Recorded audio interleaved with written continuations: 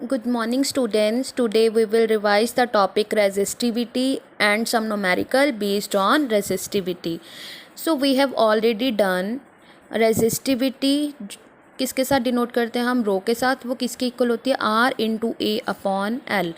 और अगर हमने इसके यूनिट्स फाइंड आउट करने हैं तो as we know the units of R is ohm. Resistance के यूनिट्स क्या होते हैं? ओम। एरिया के यूनिट्स होते हैं मीटर स्क्वायर। एल लेंथ के यूनिट्स क्या होंगे? मीटर। एक मीटर के साथ मीटर कैंसिल हो जाएगा तो रेजिस्टिविटी के यूनिट्स हमारे पास क्या होते हैं फिर? ओम मीटर। और उसके बाद आपने याद रखना है the resistivity of the substance does not depend on its length और थिकनेस। जो रेजिस्टिविटी है वो किसी भी सब्सटेंस की लेंथ और थिकनेस पे डिपेंड नहीं करती।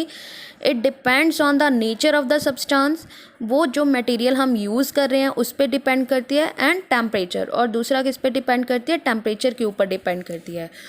उसके बाद हमारे पास एक और टर्म है the resistivities of alloys are much higher than. अब आपको पता है अलॉयज़ क्या होते हैं? अलॉयज़ होते हैं मिक्सिंग ऑफ मेटल और नॉन मेटल। और तो जब हम मिक्सिंग करते हैं मेटल्स और नॉन मेटल्स की तो हमारे पास जो न्यू सब्सटेंस बनता है उसको हम क्या बोलते हैं? Alloy. For example steel. Steel is a mixture of metals and non metals, that is why it is known as an alloy. तो रेजिस्टिविटी, जो अलॉयज़ की रेजिस्टिविटी होती है वो बहुत ज़्यादा होती है than those of pure metals. Pure metal से अलॉयज़ की रेजिस्टिविटी ज़्यादा होगी। उसके बाद हमारे पास क्वेश्चन आता है the heating elements of electrical heating appliances such as electric iron and toaster etc are made up of an alloy rather than a pure metal। मतलब कि आपको ये भी क्वेश्चन आ सकता है कि जो इलेक्ट्रिक फ़ैन या फिर जो भी इलेक्ट्रिक अप्लाइंसेस होते हैं जिसमें हम हीटिंग एलिमेंट यूज़ करते हैं वो मोस्टली अलॉयज़ का बनाते हैं, ना कि प्योर मेटल का। क्यों? रीज़न क्या है? Because the resistivity of N alloy, अभी हमने किया था, क्योंकि जो रेजिस्टिविटी होती है अलॉय की वो बहुत ज़्यादा होती है than pure metal. And an alloy does not undergo oxidation और बर्न। मतलब क्या है? वो ईजीली बर्न नहीं होता एट हाई टेम्परेचर। मतलब बहुत ज़्यादा हाई टेम्परेचर होने पे भी वो मेल्ट नहीं होता। When it is red hot, even वो रेड, जब हम किसी चीज़ को एक्सेस में गर्म करते हैं तो वो रेड कलर की हो जाती है। तो उस कंडीशन में भी जो अलॉयज़ हैं वो मेल्ट नहीं होते। For example nichrome alloy is used for making the heating element of electric appliances. तो कौन सा अलॉय हम यूज़ करते हैं? Nichrome alloy. Such as electric iron, toaster, electric kettle, room heater, water heater and hair dryer etcetera. Because nichrome has high resistivity. Nichrome क्यों use करते हैं? क्योंकि उसकी रेजिस्टिविटी बहुत ज़्यादा है।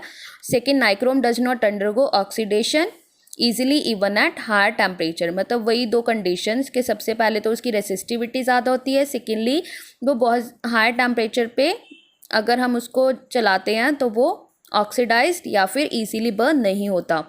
उसके बाद आपने याद रखना है the resistivity of semi conductors like silicon and germanium is in between those of conductors and insulators. मतलब जो सेमी कंडक्टर्स होते हैं उनकी जो रेजिस्टिविटी है वो कंडक्टर और इंसुलेटर्स के बीच में होती है। अब एक न्यूमेरिकल है, a copper wire of length 2 metre. Copper wire है, उसकी लेंथ कितनी है? 2 मीटर है। Area of cross section is 1.7 into 10⁻⁻⁶ metre square. Has a resistance given है, लेंथ गिवन है, एरिया गिवन है। हमें क्या फाइंड आउट करना है? रेजिस्टिविटी। तो रेजिस्टिविटी का फॉर्मूला क्या था? R इंटू ए अपॉन एल। सारी वैल्यूज हम पुट करेंगे तो हमारे पास क्या आ जाएगा? Result. This is the resistivity. Next topic is combination of resistance. अब हमने कॉम्बिनेशंस करना है। This topic is very very important, क्योंकि रेजिस्टर क्या एक डिवाइस होती है जिससे हम रेजिस्टेंस फाइंड आउट करते हैं। अब कॉम्बिनेशन में क्या है कि दो तरह से हम कंबाइन कर सकते हैं रेजिस्टर्स को, या तो इन सीरीज और in parallel. When two resistors are connected end to end, मतलब क्या, अगर एंड टू एंड ही कंडक्टर्स को हम ज्वाइन करते रहते हैं तो उस कनेक्शन को हम क्या बोलते हैं? In series. तो इसके लिए हम क्या करते हैं, मतलब क्या है फिर, जो अगर हम सीरीज़ में लगाएंगे the combined resistance of number of resistance connected in series is equal to the sum of individual resistance. तो आपने याद रखना है कि अगर हम सीरीज़ में रेजिस्टर्स को कनेक्ट कर रहे हैं तो वो किसके इक्वल हो जाएगा? सारे रेजिस्टर्स का सम। तो हमारे पास क्या आ जाएगी? Total resistance. Resultant resistance of two resistors connected in series, this article is important. इसमें क्या किया है, रिजल्टेंट हमने फाइंड आउट करना है कि टोटल रेजिस्टेंस कितनी होगी अगर हम दो रेजिस्टर्स को सीरीज में कनेक्ट कर रहे हैं। First of all consider two resistors R1 and R2 connected in series with a battery. तो उसको हमने किसके साथ कनेक्ट कर दिया, बैटरी के साथ कनेक्ट कर दिया। अब देखो जो करंट है उसकी डायरेक्शन होती है positive terminal of the battery to the negative terminal of the battery.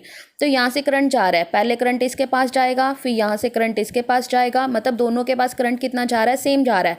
But potential difference, पहले यहाँ पे पोटेंशियल डिफरेंस होगा V1, यहाँ पे पोटेंशियल डिफरेंस कितना हो जाएगा, V2। तो as we know according to Ohm's law V किसके इक्वल होता है, I इंटू आर। अगर हम टोटल पोटेंशियल की बात करेंगे तो यहाँ पे कितने टाइम पोटेंशियल होगा, V1 एंड V2, मतलब नेट पोटेंशियल हो जाएगा V is equal to V1 plus V2। अब हम अगर V की वैल्यू फाइंड आउट करें, V अपॉन आई किसके इक्वल था, R के, तो V किसके इक्वल हो गया, I into R. Same for V1 किसके इक्वल हो जाएगा, I इंटू R1, क्योंकि जो करंट है वो तो सेम है। अब रेजिस्टर R1 के थ्रू पोटेंशियल कितना है, V1, और R2 के अक्रॉस कितना पोटेंशियल हो रहा है, V2। तो हमारे पास I इंटू R2, अगर ये सारी वैल्यूज़ हम इस इक्वेशन में पुट कर देंगे तो हमारे पास रिजल्ट कितना आ जाएगा, V I into R is equal to I R1 plus I R2। I common आएगा तो कट हो जाएगा, तो R किसकी इक्वल आ जाएगा, R1 plus R2। Similarly you can find the resistance of 3 resistors, 4 resistors and so on. So this is the resistance in series, this is the formula. और आपने ये फॉर्मूला याद भी रखना, न्यूमेरिकल्स में हम यूज़ करेंगे। Next topic we will discuss in a next lecture. Thank you, have a nice day.